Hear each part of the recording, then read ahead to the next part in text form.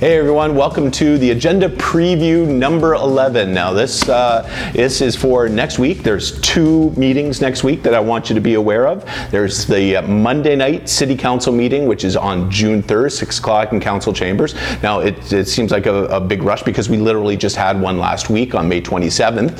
And it promises to be a short council meeting. Well, it did promise to be a short council meeting until the last council meeting. The mayor decided to defer item 8.8, I believe it was, which is the BIA budget, and which was the biggest chunk of that council meeting. So that is now going to be tacked on to the end of the June 3rd council meeting. So I don't know what item number it is, but it will be on there. You could refer back to the last video, number 10, to see the comments about that, because I don't actually have that report in front of me right now.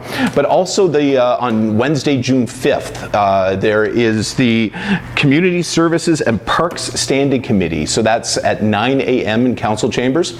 Again, all the links and everything are below. Live stream it because most of us are working, so you can watch the live stream anytime. But all the agendas and everything are down below. So on to council. So council on June 3rd. Like I said, it's a fairly short one. So what we have here, item 7.2, status of the 2017 Enhanced Capital Budget Program.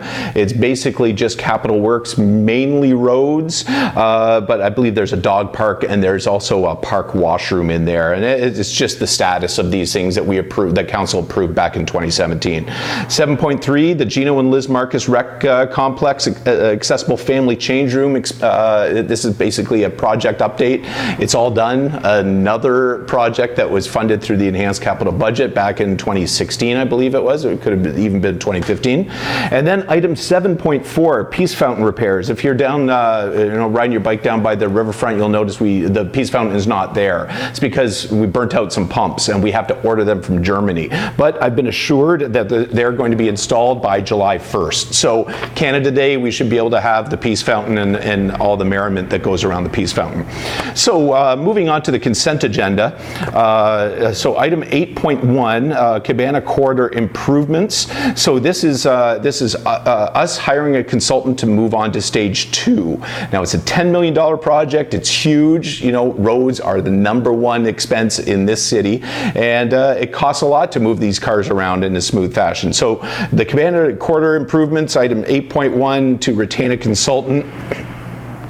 Item 8.2, the 2019 provincial budget, municipal implications. Okay, so this is when you're going to want to, or look forward to, run down to your corner store and grab one of those buck of beers, because it's going to make you very angry. So let me just, this is just for information purposes. So I'm just going to give you an idea here of our provincial government and some of their downloading, what they're doing to us, and some of the costs. So basically, the implications to municipalities. So they're going to be impacting our public health. They're going to be impacting our child care,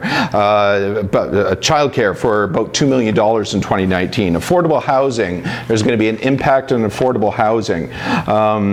There's going to be, so fiscal budget pressures of $538,000 dealing with homelessness. Social assistance, we're getting $804,000 less than the 2018 budget. Employment Ontario, we're missing out on $497,000 there. Huron Lodge long-term care, so the potential loss is $9,500 per bed per year. Ontario Municipal Partnership Fund, this is a big one. You heard about this during, this is actually why we delayed our budget in 2019. It's we get $23.3 million from the province, and that is at risk.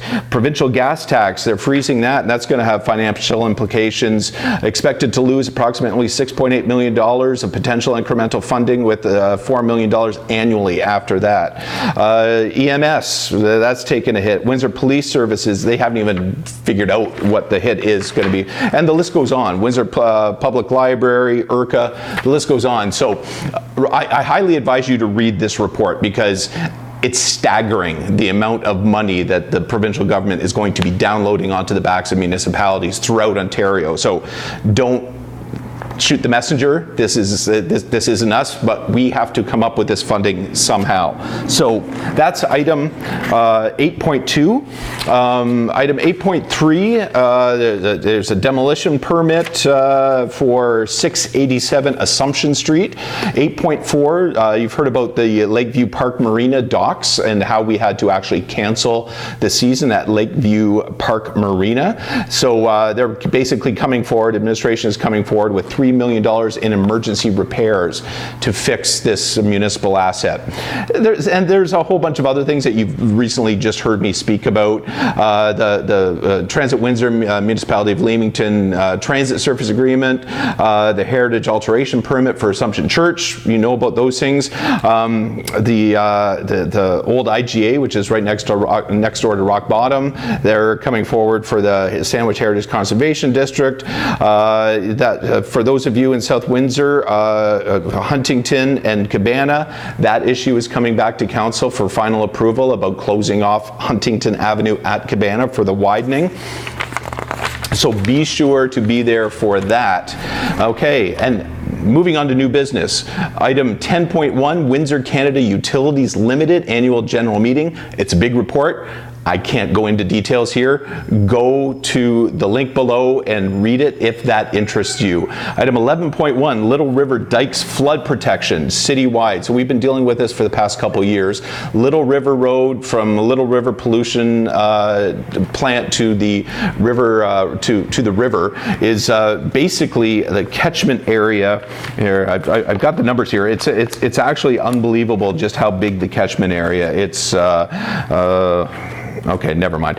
But the potential for flood damage is devastating here. And I guess now that we're witnessing some of the highest water levels, this is really coming home to roost. So basically the residents that live along Little River there, they've been making alterations to the dike, to the flood protection for over 60,000 homes type of thing. And putting in pools, carving away the dike, putting things on top of the dike, building stuff that could potentially cause problems for our flood protection for all of Riverside. So that is coming forward. It's probably better timing to discuss this now, like I said, because of all the flooding we've had. And then item 11.2, if you live out in South Windsor next to the Walmart on Dougal or behind the Walmart on Dougal, they're coming forward. Cambria Design Build Limited is coming forward with an exemption to noise bylaw. They want to do work in the Walmart at night, essentially, so they don't disrupt their business during the day. So, you know, that's obviously going to have impacts to you if you live in South Windsor in behind that Walmart. So that is council, okay? Moving on to the Community Services and Parks Standing Committee, I will try to make this quick. There's a whole bunch of committee minutes, that type of thing, that's going to be reported on here.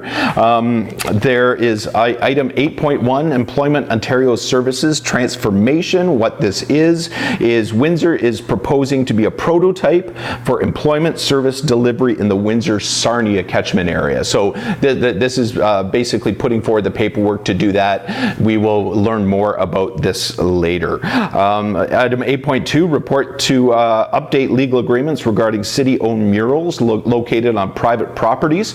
So in the BIAs, Sandwich, Wyandotte Town Centre, Old Riverside, there's a lot of murals that have been attached to buildings, to private buildings, and we're coming up with basically a legal framework so that the city is responsible for the murals, and then the owners can do repairs to their property. Item 8.3, parks. Renaming and consolidation. Don't be afraid, we're not losing any parks. There's just some silly named parks out there. We're going to be renaming them. We're going to be putting them together. Some of them don't make sense. There's a whole list in item 8.3. Item 8.4, Trans-Canada Trail signage. You didn't know it, but we're actually a part of the Trans-Canada Trail. It runs from east to west and then down south. So there's going to be some signage being put up. And then item 8.5, we're finally getting a dog park policy. So we've been designing the 3 or 4 dog parks, off-leash dog parks we have in the city, kind of willy-nilly. We've actually come up with a policy, and that's included in this standing committee meeting. So that's it.